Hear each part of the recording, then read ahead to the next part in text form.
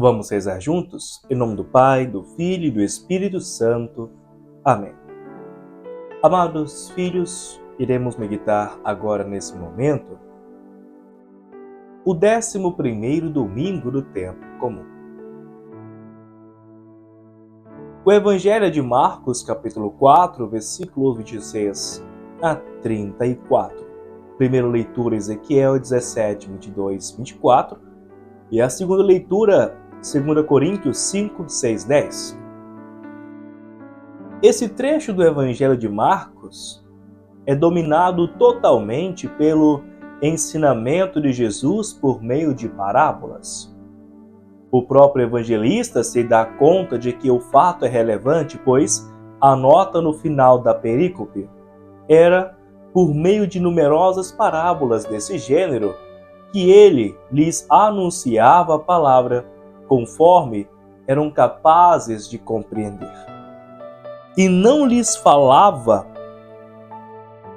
a não ser em parábolas. A sós, porém, explicava tudo a seus discípulos.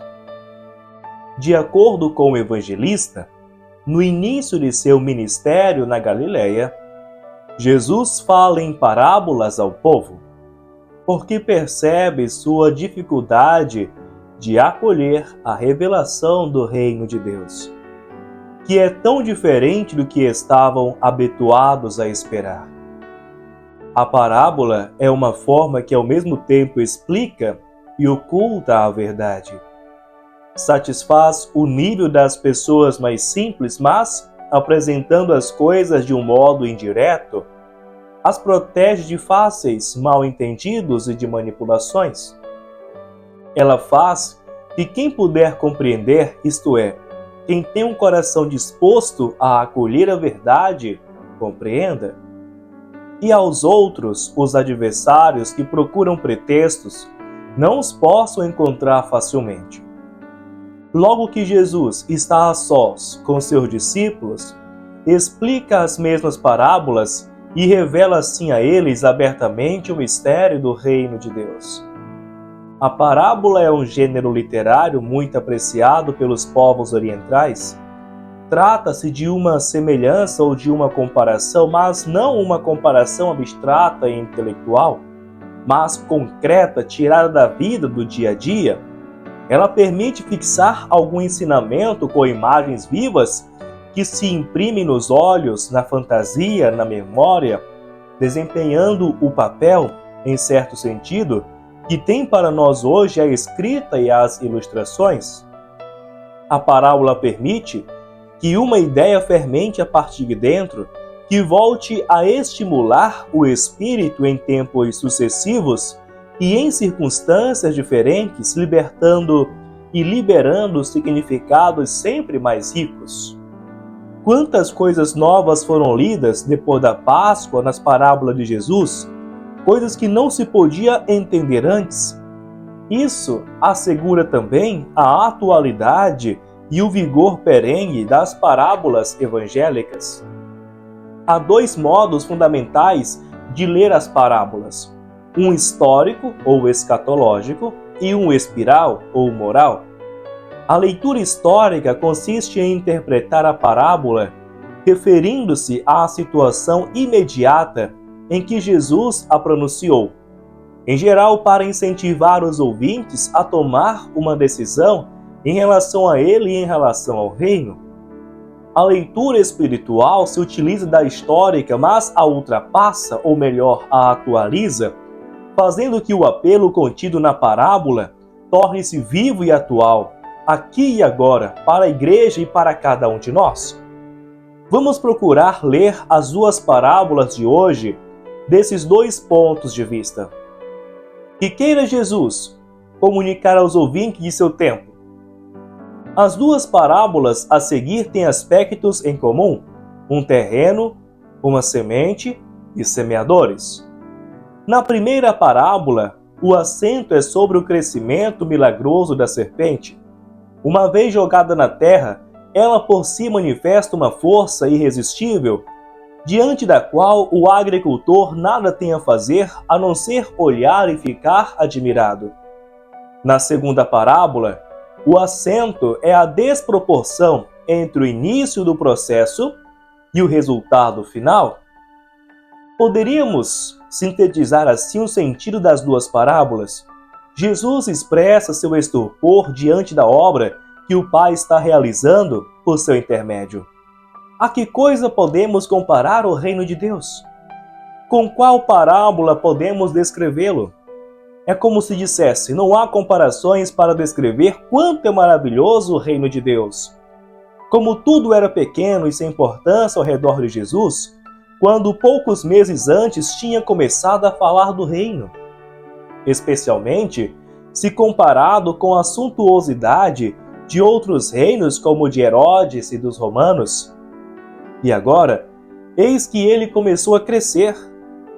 Entrou firme nos homens de coração puro e espírito humilde e mostra por meio deles toda a sua força vital.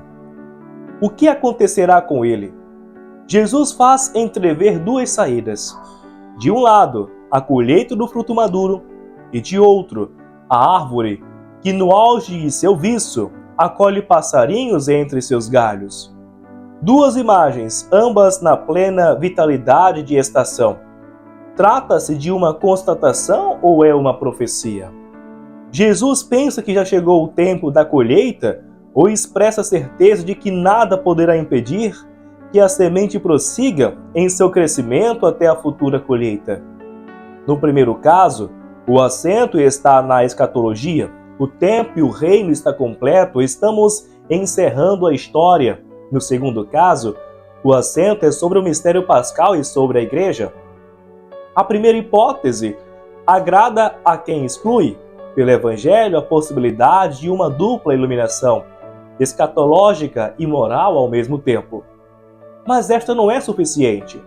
Há nessas duas parábolas uma evidente perspectiva eclesial e por isso profética. O confronto com a parábola do grão e do joio confirma isso. Entre a semeadura e a colheita há no meio o tempo da igreja, em que a boa semente cresce em meio ao joio.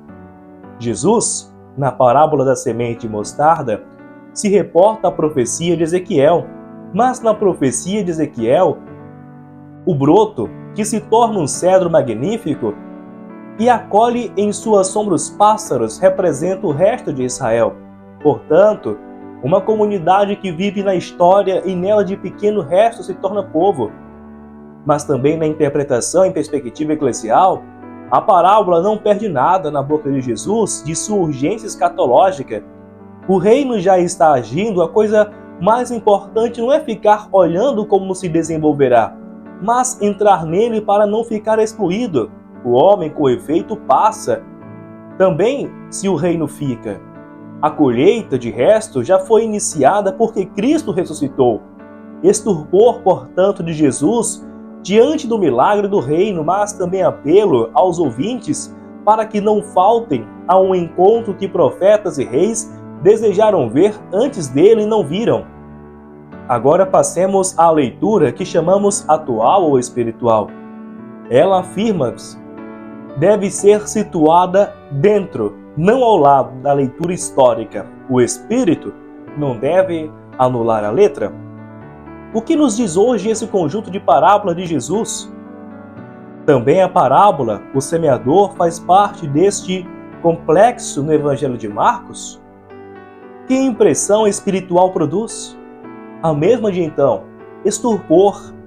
O estupor por este reino de Deus entre os homens, que não acabou de crescer e sempre se renova, e que às vezes é obrigado a se esconder debaixo da terra, isto é, nas catacumbas, para despontar de novo mais vigoroso do que antes.